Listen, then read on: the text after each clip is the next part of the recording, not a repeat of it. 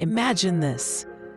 You're in a conversation, your mind goes blank, and you freeze. Silence feels heavier than words. What if I told you that in just 3 minutes, you can learn a trick to never feel stuck again?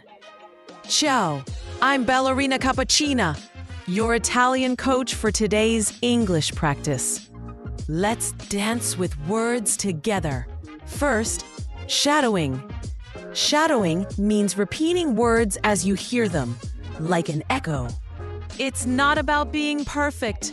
It's about training your tongue to move faster than your fear. Think of me as your dance partner. When I step, you step. When I say, you say. Ready? Let's start with a useful phrase. Give or take. It means approximately or more or less. For example, the trip will take 2 hours. Give or take. Simple, right? Now shadow me. Give or take. Again, louder. Feel it. Imagine you're in a job interview. The interviewer asks, "How long have you worked here?" If you freeze, it looks weak.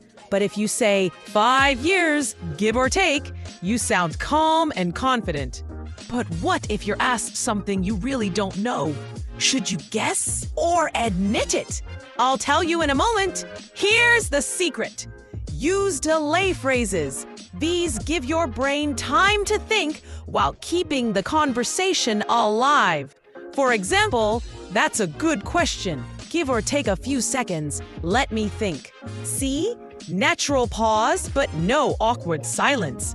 By the way, if your brain still freezes, just smile.